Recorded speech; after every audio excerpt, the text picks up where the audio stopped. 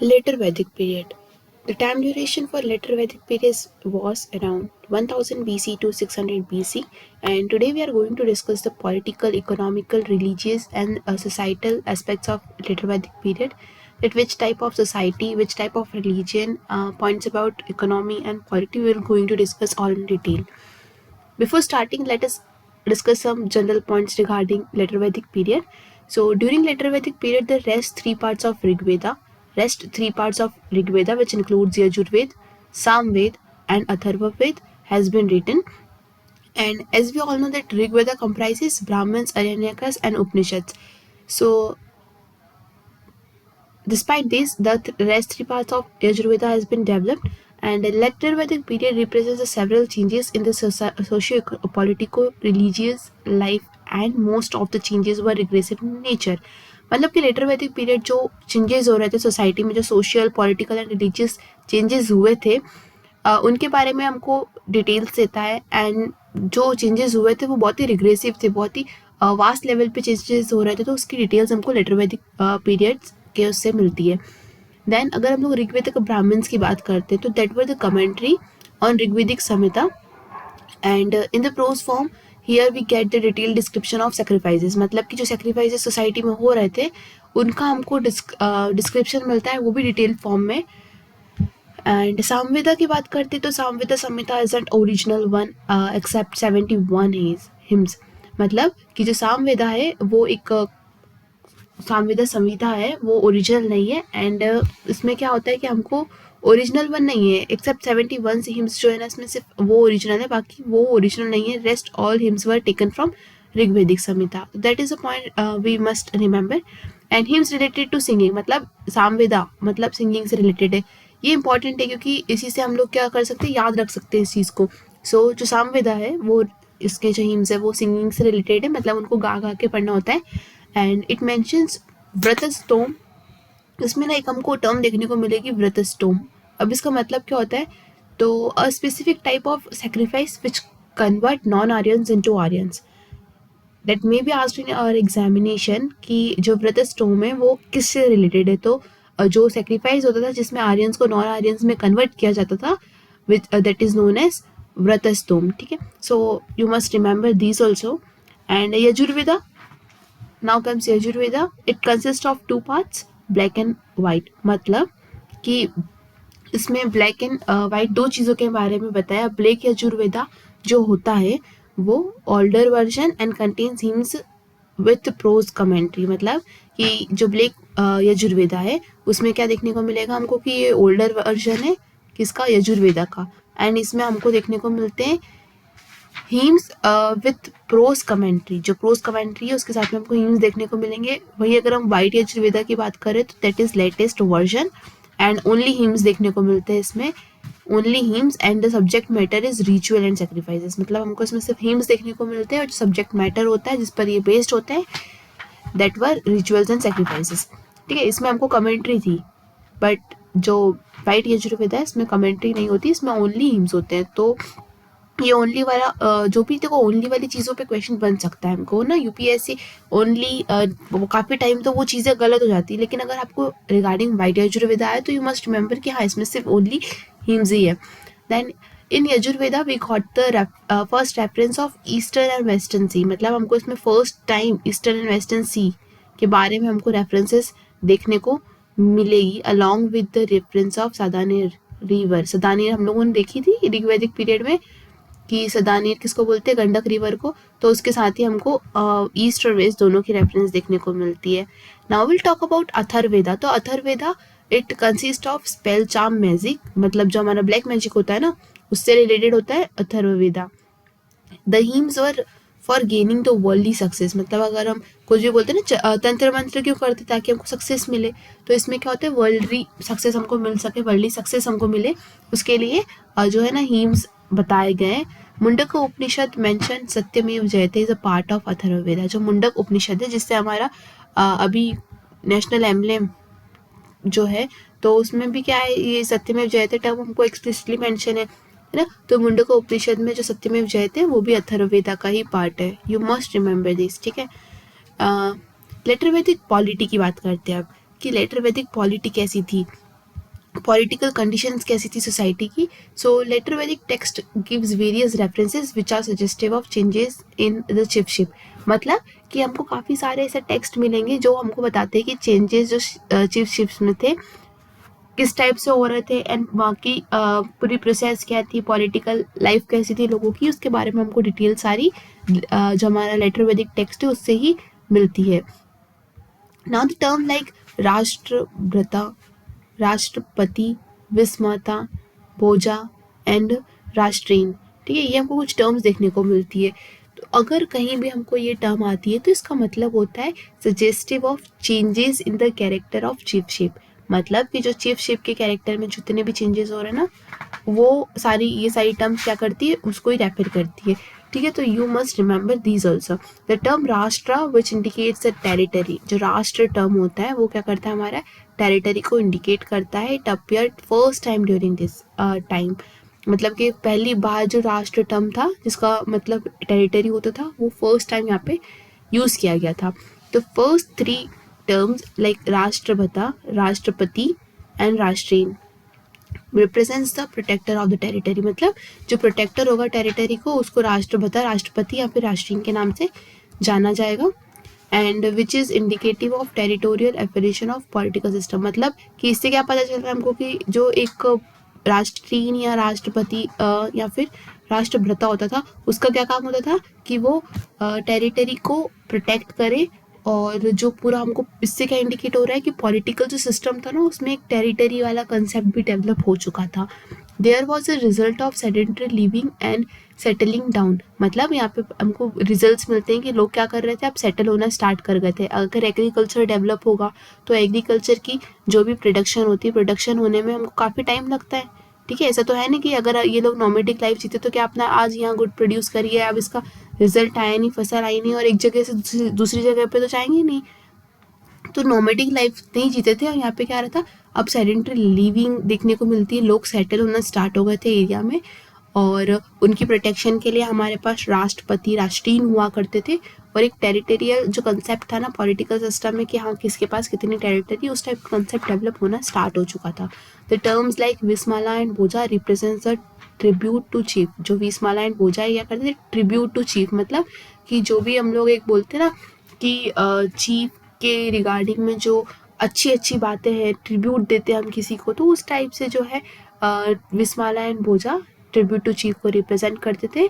और ये किंग के लिए एक एट्रीब्यूट हुआ करता था.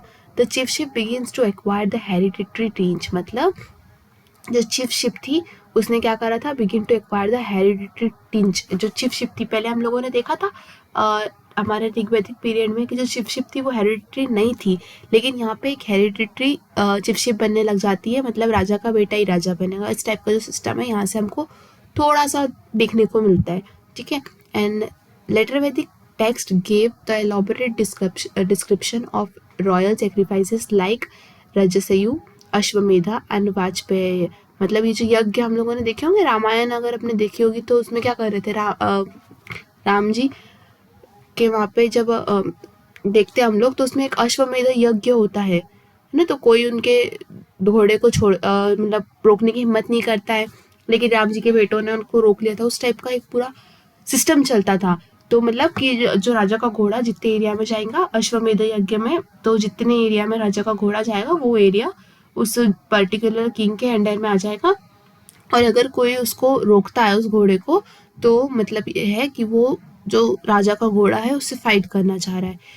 सो इस टाइप के जो है ना हम लोगों को कुछ रॉयल सेक्रीफाइसेस भी देखने को मिलेंगे. एक राजसेयु यज्ञ होता था, देन फिर वाजपेय यज्ञ भी होता था, एंड अश्वमेध यज्ञ के बारे में तो हम लोगों ने अभी डिस्कस किया ही है.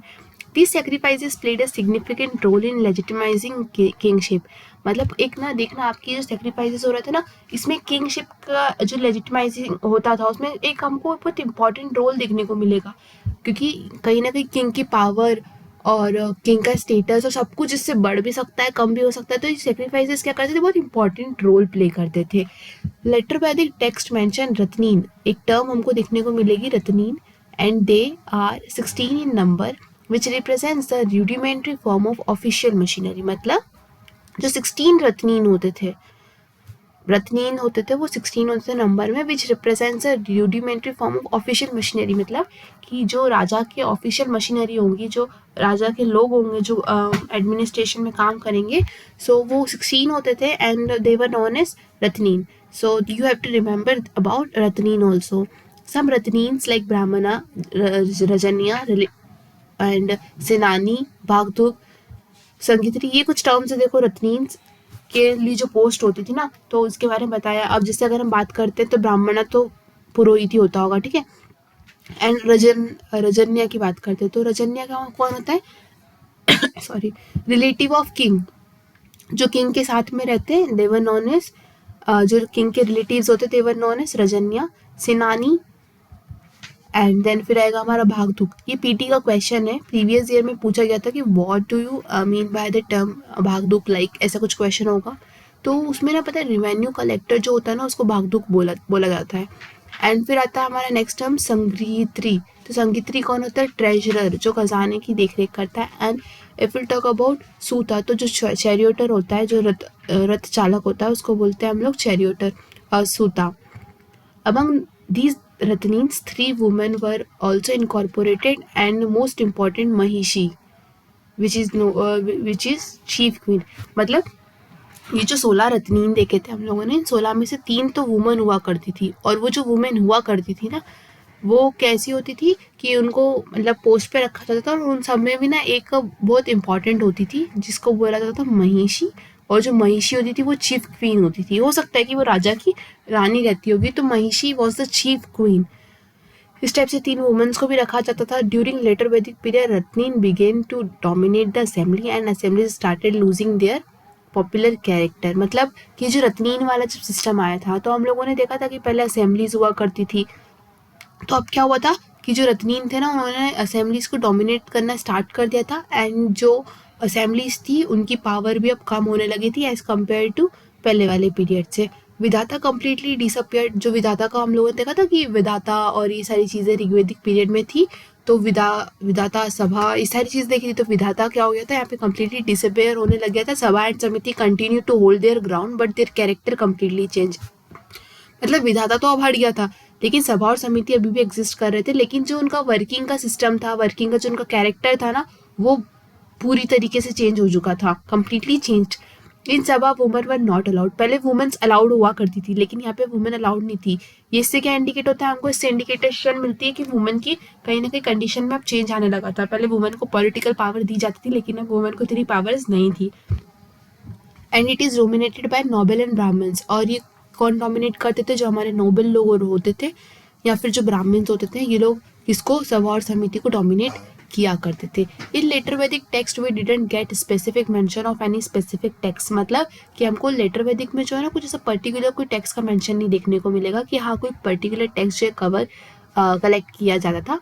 बाली is a voluntary offering to the chief continued year also. जो हम लोगों ने देखा था कि बाली वाला सिस्टम था, बली जिसको बोल सकते हैं हम लोग. बली में क्या होता है, हम लोग किंग को वॉलंटरी ऑफरिंग करते थे लोग, है ना. तो ये सिस्टम ऋग्वेदिक में भी था और अभी भी जो है प्रिवेल करने लगा था. अभी भी ये सिस्टम कंटिन्यू था.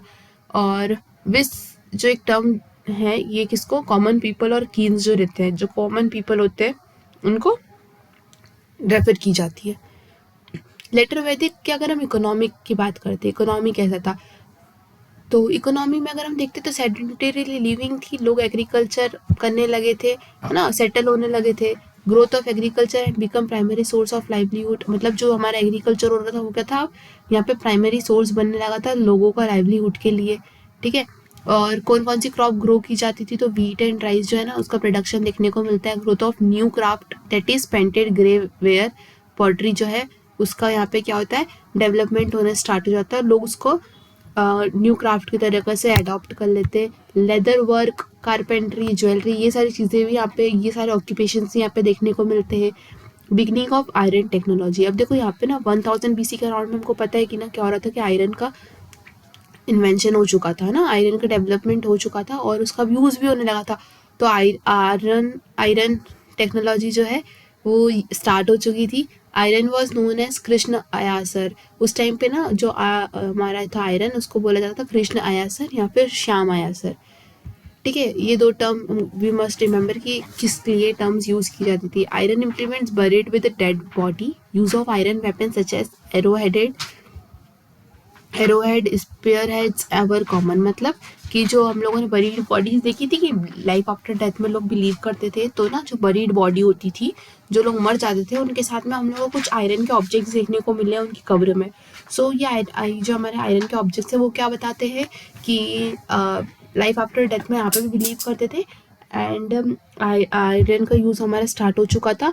और कुछ जो इम्पोर्टेंट वेपन्स है जो बहुत वाइडली यूज़ किए जाते थे वर एरोहेड एंड स्पेयर हेड्स. ये जो वेपन्स हैं इनका यूज़ काफ़ी हमको वाइडली देखने को मिलता है. Later Vedic text give the list of metals and mainly iron, copper, bronze, gold and silver. Later Vedic का जो टेक्स्ट है ना हमको ना ऐसी एक लिस्ट देता है कुछ मेटल्स की जो कि वहाँ पे यूज़ किए जाते थे. और उसमें मेनली क्या क्या मेंशन है, iron, copper, bronze, gold, and silver. That were the metals that have been used widely during later Vedic text and have mentions in the text. So use of plough in agriculture was a common practice. जो plough का use अब agriculture में start हो चुका था और वो बहुत commonly use किया जाता था. Later Vedic people produce barley. यहाँ पे क्या हो रहा था, बार्ली का प्रोडक्शन भी स्टार्ट हो चुका था. But during this time wheat and rice become the chief crop. लेकिन भले ही बार्ली का प्रोडक्शन हुआ था लेकिन स्टील जो वीट एंड राइस है ना वो हमारी चीफ क्रॉप भी रही थी. लेटर वैदिक people acquainted with four types of pottery. इसमें ना हमको 4 टाइप्स की पॉटरी देखने को मिलेगी जो कि आगे लोग बनाते थे, which includes black and red ware, black slipped ware pottery, painted grey ware pottery and red ware pottery. This were the 4 types of potteries जिसको लोग क्या करते थे, बनाते थे. और इसमें भी अगर हम लोग PGW दैट इज हमारी पेंटेड ग्रे वेयर पॉटरी की अगर बात करते थे ना, was a most distinct pottery during this period and it consists of bowls and dishes. मतलब कि जो बाउल्स और डिशेज होते थे ना उसमें ये पॉटरी का यूज़ किया जाता था एंड वो बहुत ही डिस्टिंक्ट हुआ करती थी, मतलब बहुत यूनिक थी. Emergence of proto urban centres like Kosambi and Hastinapur. जो हमको एक देखने को मिलेगा प्रोटो अर्बन सेंटर्स का यहाँ पे क्या हो रहा था, डेवलपमेंट स्टार्ट हो चुका था, है ना. एंड इसमें भी क्या, कौसम्बी जो कि आज प्रेजेंट हमारे नियर इलाहाबाद है एंड हस्तिनापुर जो कि नियर मेरठ है प्रेजेंट में. तो यहाँ पे ना हमको प्रोटो अर्बन सेंटर्स जो कि ट्रेड वगैरह के लिए यूज़ किए जाते होंगे उनका इमरजेंस स्टार्ट हो चुका था. अब आता है लास्ट पॉइंट हमारा, लेटर वैदिक रिलीजन. ठीक है, लेटर वैदिक रिलीजन की बात करते हैं तो इमरजेंस ऑफ ऑर्थोडॉक्स ट्रेन्स, मतलब ऑर्थोडॉक्स रूढ़ीवादिता जो लोगों की थी है ना, उसमें हमको यहाँ पे ऐसे ट्रेन्स देखने को मिलेंगे, रूढ़ीवादी trends. Emergence of priest class, ठीक है, जो हमारी पुरोहित वाली क्लास होती है उसका डेवलपमेंट स्टार्ट हो चुका था. Growing important of rituals and sacrifices, मतलब कि जो रिचुअल्स एंड सेक्रीफाइसेस थी इनकी इंपॉर्टेंस बढ़ चुकी थी. जैसे अभी हम लोगों ने ऊपर डिस्कस किया राजस्व एंड वाजपेयी यज्ञ, ये क्या बताते हैं कि जो सेक्रीफाइसेस है उनकी इंपॉर्टेंस काफ़ी बढ़ चुकी है. सो एक तो ये पता चलता है हमको.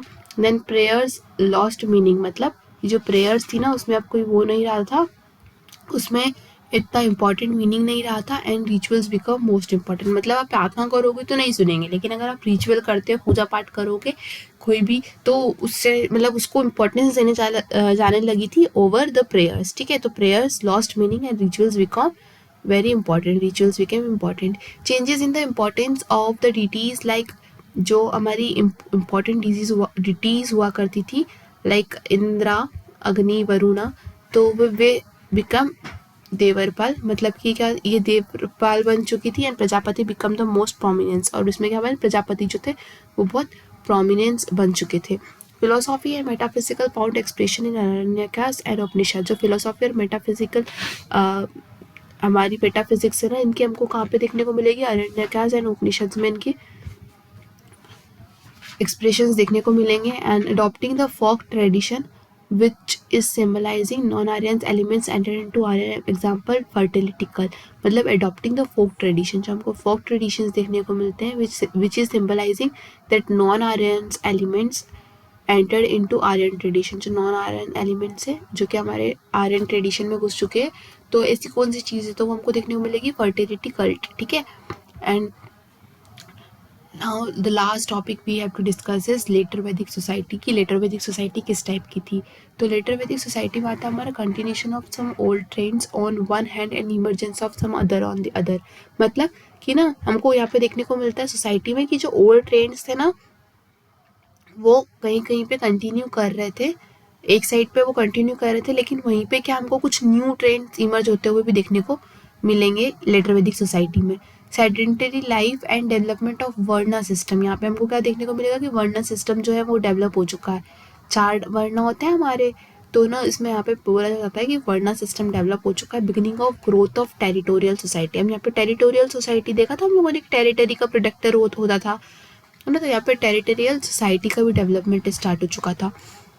And this period marked by integration of various tribes, इसमें क्या हो रहा था कि इसमें ना बहुत सारी ट्राइब्स का इंटीग्रेशन देखने को मिलेगा हमको, which includes Bharata and Puru merged with each other and give the birth to Puru, मतलब कि बोला जाता है कि हमको इंटीग्रेशन देखने को मिल रहा है। तो एक एग्जाम्पल की बात करते तो इसमें क्या था, भरता और पुरु जो था वो दोनों ने मर्ज किया और एक नई ट्राइब बनाई और जिसको बोला गया कुरु। सो ऐसे Bharata plus Puru is equals to Kuru, तो ऐसे इंटीग्रेशन हमको दूसरी टाइप्स के भी देखने को मिलते हैं। Stratification of society on the gender line was more pronounced, मतलब कि जो अगर हम लोग देखें ना कि मेल फीमेल में जो जेंडर बायसनेस होती है ना वो यहाँ से बहुत ज़्यादा हमको देखने को मिलती है। Stratification of society on the gender line was most pronounced, देखा था हम लोगों ने कि वुमेन की कंडीशंस तो वैसे भी पहले की तुलना में काफ़ी ख़राब होने लगी थी। तो उस टाइप से जो चीज़ें हमको यहाँ पर सोसाइटी में देखने को मिलती है कि जेंडर बायसनेस इमर्ज होना स्टार्ट हो चुकी थी। There are references of some kind of subordination, like कुछ हमको ना रेफरेंसेस मिलते हैं जिसमें हमको सब ऑर्डिनेशन के रेफरेंसेस मिलते हैं, like certain rights denied to women, मतलब कि जो कुछ राइट्स है वो क्या कर दिए थे, वुमेन को डिनाइड कर दिए गए थे। नो पार्टिसिपेशन इन असेंबलीज, अब वुमेन क्या कर रही थी, असेंबली में पार्टिसिपेट नहीं कर रही थी। That can be a important thing कि ना वुमेन की कंडीशन में क्या क्या चेंज आए ऋग्वैदिक पीरियड से लेटर वैदिक पीरियड की तुलना में। So you can mention these points, ठीक है, ये वही चीज़ें बता रहे हैं हमको कि अब वुमेन जो है पार्टिसिपेट नहीं कर सकती थी असेंबली में। Decline in participation in religious ceremonies जो होती थी ना उसमें भी वुमेन पार्टिसिपेट नहीं कर सकती थी। Vedic mantra uttered during some ceremonies related to women lost meaning, मतलब जो पहले मंत्र जो वुमेन पढ़ सकती थी ना अब उन्होंने क्या कर दिया था, रिलेटेड टू वुमेन लॉस्ट, उन्होंने जो अपना मीनिंग था ना वही लॉस्ट कर दिया था। References of suggestive of worship of male ancestors only, मतलब कि सिर्फ जो हमारे फैमिली के जो मेल एंसेस्टर्स थे ना सिर्फ उनकी वर्शिप की जाती थी, कोई वुमेन फीमेल एंसेस्टर की वर्शिप नहीं की जाती थी। इस टाइप की चीज़ें यहाँ पे देखने को मिलती है। फिर patriarchal norms further strengthen the grihapati become more important, मतलब कि जो हमको देखने को मिलेगा कि जो पेट्रियार्कल नॉर्म्स थे ना वो बहुत इंपॉर्टेंट बन गए थे और बहुत स्ट्रेंथन हो चुके थे, क्योंकि इसमें क्या होता है कि हमको टर्म देखने को मिलेगा गृहपति। गृहपति कौन बोलता है, male head member of the family, ठीक है, तो इसमें देखने को मिलेगा कि उनकी इंपॉर्टेंस बढ़ चुकी थी वेर एज वुमेन की इंपॉर्टेंस कम हो चुकी थी और इसीलिए पेट्रियार्कल नॉर्म्स क्या हो चुके थे, यहाँ पे स्ट्रेंथन हो चुके थे। So these were the points related to conditions of the women and emergence of institution of गोत्रा। अगर गोत्रा इंस्टीट्यूशन का जो हमारी जो गोत्र होती है ना उसका इमरजेंस भी यहीं से ही हुआ था। The people began to practise gotra exogamy, मतलब कि गोत्रा एक्सोगैमी का मतलब होता है कि कोई भी शादी, no marriages take place within the gotra, मतलब अगर आप लेट सपोज कोई एक गोत्र के आप है ना, तो अगर आप XYZ गोत्र के हो तो आप इस गोत्र के विद इन क्या करोगे, सिर्फ शादी नहीं कर सकते, आप आउटसाइड कर सकते हो, मतलब गोत्र एक्सोगेमी कर सकते हो लेकिन विद इन द गोत्रा नहीं कर सकते हो। तो ऐसे ही क्या हो रहा था कि हमारा जो गोत्रा वाला इंस्टीट्यूशन था उसका डेवलपमेंट स्टार्ट हो चुका था, ठीक है। And let's move forward. तो इमरजेंस ऑफ इंस्टीट्यूशन ऑफ आश्रम, मतलब हमको आश्रम देखने को मिलते हैं बट वीस वॉज नॉट वेल स्टेब्लिश, मतलब देखो आश्रम का जो इंस्टीट्यूशन है वो इमर्ज हो चुका था, उनका डेवलपमेंट स्टार्ट हो चुका था लेकिन वो कोई वेल स्टेब्लिश्ड नहीं थे, ठीक है। First 3 ashrams develop during this time, जो पहले के 3 आश्रम्स थे ना वो यहीं पे डेवलप हुए थे, विच वर ब्रह्मचार्य, गृहस्था एंड वंशप्रथा। ये जो 3 आश्रम थे ना वो यहाँ पे डेवलप हो चुके थे और लास्ट वाला जो है वो बाद में होगा, ठीक है। तो 3 आश्रम्स वर डेवलप्ड एंड ये भी कोई एकदम वेल स्टेब्लिश नहीं थे। Institution of slavery was present and references of women who were donated to priest during, अरे मतलब इसमें क्या है कि जो स्लेवरी का इंस्टीट्यूशन था ना वो यहाँ पे डेवलप हो चुका था और कई टाइम पे ऐसी रेफरेंसेस मिली है कि जो वुमेन है ना वुमेन को डोनेट किया जाता था किंग्स को, प्रीस्ट्स को ड्यूरिंग द सेक्रीफाइस मतलब कि जो औरतें थी ना उनको डोनेशन के तौर पे भी दिया जाता था, मतलब स्लेवरी। अब अगर आप किसी चीज़ को आप डोनेट कर रहे हो, त्याग रहे हो, तो इसका मतलब क्या होता है कि आप अब जैसे जो भी चीज़ को, जो भी इंसान को या जो भी वुमेन को आपने डोनेट किया है, वो किसकी अधीन हो गई, मतलब वो अब जिसको आपने किया है उसके अधीन हो गई और उसको उसके सारे डायरेक्शंस फॉलो करने पड़ेंगे। तो एक तरीके से स्लेव ही हो गया, मजदूर बंधुआ मजदूरी ही हो गया। तो उस टाइप का जो इंस्टीट्यूशन था वो डेवलप हो चुका था। एंड फिर आता है वीडियो रीमेरिज। तो वीडियो रीमेरिज हमको देखने को मिलेगी कि कोई वीडियो रीमेरिज तो होती थी, लेकिन कोई चाइल्ड मैरिज के रेफरेंसेस यहाँ पे भी हमको देखने को नहीं मिलते। दिस रेफर टू नो, ठीक है, no child marriage. Education allowed but very few references of women scholar, मतलब कि एजुकेशन तो अलाउ थी लेकिन बहुत ही फ्यू वुमेन स्कॉलर्स थी जो पढ़ी होगी उस टाइम पे। एंड रेफरेंसेस ऑफ पॉलीगैमी के हमको रेफरेंसेस यहाँ पे देखने को मिलते हैं। So that were the points regarding हमारे later Vedic period. We had already discussed about Vedic period in our previous lecture, so go through this that lecture also. And if you have any doubt, kindly put it in the comment section below. I would be feel good if I can help you out. And पता है ये जो ऋग्वेदिक और letter वैदिक वाला phase है ना, इसमें सच्ची बता रही हूँ, एक क्वेश्चन अभी प्रेजेंट में हमारा 2024 के मेंस में भी आया था, that what were the changes have been taken place, मतलब क्या क्या चेंजेस हमारे ऋग्वेदिक से लेटर वैदिक में हुआ था, तो उनको कुछ पॉइंट्स में लिखना था और उसमें भी स्पेसिफिक कर दिया था, शायद रिलीजियन एंड सोसाइटी के लेवल पे ऐसा कुछ था। सो ना आप अगर आप ये कंटेंट पढ़ोगे, trust me, you will be able to solve this, है ना, that question and answer. So that is all about हमारा Rigvedic and later Vedic religion. और हम लोगों ने हर चीज़ को क्या करा है, बहुत अच्छे से डिस्कस किया है कि पॉलिटिकल अगर हम लोग देखें तो आप अब इतना जो कंटेंट आपके पास है, इससे आप आराम से डिफ्रेंशिएट कर सकते हो कि पॉलिटी ऋग्वेदिक की और लेटर वैदिक में क्या चेंजेस आए। अगर हम लोग और सोशल लाइफ की बात करते तो ऋग्वेदिक और लेटर वैदिक की सोशल लाइफ में क्या चेंजेस आए। सो बहुत ही क्रिस्प नोट्स हैं, हैंड रिटन नोट्स आए। It may be difficult for you to understand the hand writing, but कोशिश करना, वो गिरा तो समझ में आ जाएगा। एंड आई होप कि this lecture will be helpful to you. So thank you for watching and kindly subscribe my channel if you like the video. Thank you.